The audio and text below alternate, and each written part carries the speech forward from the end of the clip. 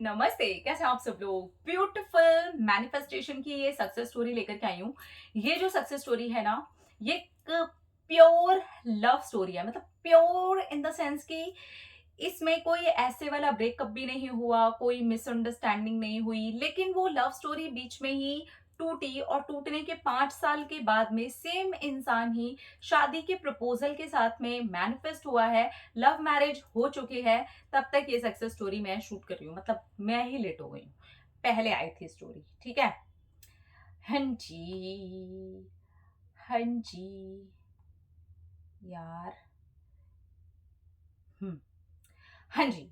तो इन्होंने लिखा है, हेलो शांभवी दीदी, मैं अपनी लव स्टोरी आज आपके साथ शेयर करते हुए बहुत ज़्यादा खुशी महसूस कर रही हूँ, क्योंकि मेरी अब लव स्टोरी सिर्फ लव स्टोरी नहीं है, लव मैरिज की भी सक्सेस स्टोरी है। मैं अपने पार्टनर से जब मैं कॉलेज में थी तभी प्यार हो गया था। मुझे अपने पार्टनर बहुत ज़्यादा अच्छे लगते थे। वो भी मुझे लाइक करते थे, लेकिन हम दोनों के बीच में कभी ऐसा नहीं हुआ कि हम रिलेशनशिप में आए हैं। हम दोनों ही करियर को लेकर के बहुत ज़्यादा स्ट्रिक्ट थे और हमने ये भी सोचा और पता नहीं क्या-क्या सोचा। अब पता चलता है कि क्या-क्या सोचा था। बहुत कुछ माइंड में चला और हमने शादी के प्रपोज़ल पर या फिर अपने रिश्ते के लिए या रिलेशनशिप के लिए या गर्लफ्रेंड बॉयफ्रेंड बनने के लिए बिल्कुल नहीं सोचा। यस, ये बात ज़रूर थी कि मैं उनसे बहुत ज़्यादा प्यार करने लगी थी। मुझे वो बहुत अच्छे लगते थे और मैं ये सोचती थी कि ये इंसान कितना ज़्यादा करियर ओरिएंटेड है। अगर ऐसा लाइफ पार्टनर मिल जाए तो वो मेरे भी करियर में मेरी हेल्प कर देगा। और उसके बाद ही मेरे माइंड में सेकंड थॉट ये आता था, क्यों मेरे करियर में कोई और हेल्प क्यों करेगा? मैं ये कैसी सोच लेकर के चल रही हूँ? मुझे अपने करियर में खुद की हेल्प खुद ही करनी पड़ेगी और मैं अपना करियर खुद ही बनाऊँगी। यही सब करते-करते जो हमारे लास्ट ईयर थे ग्रेजुएशन के, वो निकल गए। हम बहुत छोटे भी थे रिलेशनशिप के लिए, इसलिए भी हिम्मत नहीं हो पाई और हम दोनों एक-दूसरे की तरफ आगे नहीं बढ़े। ये पता था कि एक-दूसरे को पसंद करते हैं, लेकिन बोला किसी ने नहीं। उसके बाद हमारी ग्रेजुएशन वहाँ से कंप्लीट हुई, हम दोनों वहाँ से बिल्कुल अलग-अलग हो गए। अब मेरे माइंड में मेरे पार्टनर का बिल्कुल कोई ख़्याल ही नहीं आया था। हाँ, एक दिन आपका वीडियो देखा तब मेरे माइंड में आया कि वो इंसान कहाँ है? मैं तो उससे बहुत ज़्यादा प्यार करने लगी थी, वो मुझे अच्छा भी लगता था। अब वो क्या बन गया होगा? अब उसकी लाइफ़ में क्या चल रहा होगा? वो आए और अब मुझे अगर शादी के लिए प्रपोज़ करे तो मैं क्या करूँगी? ऐसे विजुअलाइज़ करते-करते ही मेरे माइंड में ये सब चलने लगा कि वो मुझे प्रपोज़ कर रहा है, हमारी लव मैरिज हो रही है और बाद में मुझे लगा कि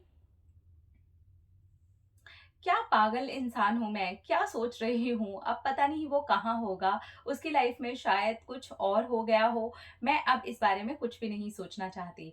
और उसके बाद होता है मैजिक, मेरे फ़ेसबुक पर उसी इंसान का एक मैसेज आता है करीब 2 महीने के बाद। मैं तो वो करके भूल भी गई और उसने मुझे मैसेज करके कहा कि कहाँ हो, क्या कर रही हो, याद हूँ मैं? तो मैंने कहा व्हाई नॉट, बिल्कुल याद हो, अरे कुछ टाइम पहले ही तुम्हारा ख़्याल आया था। अब मैं ये तो नहीं बता सकती थी कि शादी के सपने देख रही थी और उसने ही शादी के लिए मुझे प्रपोज़ किया। उसने बोला कि कॉलेज में मैं तुम्हें बहुत पसंद करता था। आज मैं इस पोस्ट पर हूँ, इस जगह हूँ और ये काम कर रहा हूँ कि शादी के लिए अपनी पसंदीदा लड़की को प्रपोज़ कर सकता हूँ।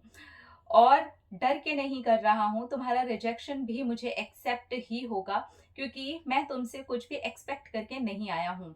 और जैसा ही उन्होंने ये बोला, मेरी आँखों में से आँसू आ गए खुशी के और मैंने सोचा देखो कितनी आसानी से मैनिफेस्ट होता है। जहाँ पर मैं इसे पागलपना समझ रही थी, ये पागलपना मेरा मैनिफेस्टेशन बन गया और वो इंसान एज़ इट इज़ मेरे सामने आ गया। हमारी फेसबुक पर करीब 1 हफ्ते तो वही बात हुई, उसके बाद हम दोनों ने एक-दूसरे को नंबर दिए और फिर खूब सारी बातें की। दोस्ती होने के बाद ही उन्होंने मुझे प्रपोज़ किया था। टाइम लिया उन्होंने और मुझे नहीं पता था कि वो मुझे प्रपोज़ कर देंगे।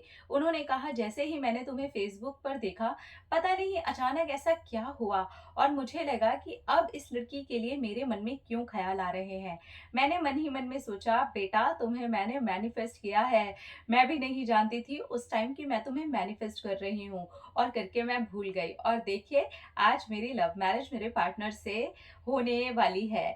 अभी अगले महीने ही हम दोनों की शादी हो जाएगी। I am really very happy and blessed कि मेरी उसी इंसान से शादी हो रही है जिसको मैंने सबसे पहली बार पसंद किया था, और उसी ने 5 साल के बाद में आज जब हम दोनों अपने अपने करियर में बहुत आगे बढ़ चुके हैं, तो उसने मुझे प्रपोज किया है और हमारी आपस में ही शादी हो रही है।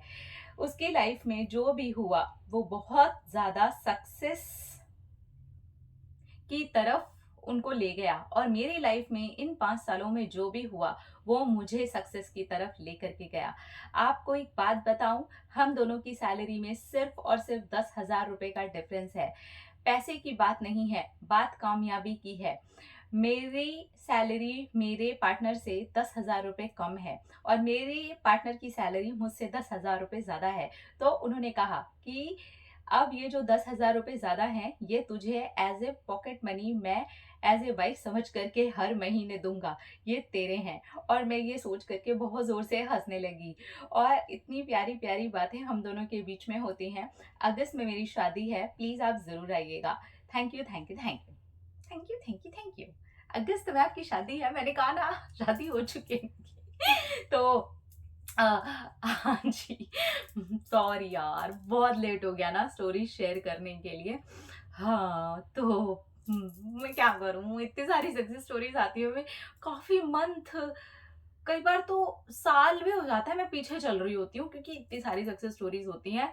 मुझे कभी-कभी समझ में ही नहीं आता कि मैं क्या बोलूँ? मेन वीडियो से ज़्यादा सक्सेस स्टोरीज़ है मेरे पास में। आई एम ब्लेस्ड यार। ये मेरा ना अगले साल का भी मैनिफेस्टेशन है। देखो, मैं ना खुले तौर पे आप सबको बता देती हूँ। मैं ना आप लोगों की सक्सेस स्टोरीज़ को ना मैनिफेस्ट करती हूँ। मुझे मुझे मुझे अच्छा लगता है। मुझे ऐसा लगता है, ओए हो गया देखो।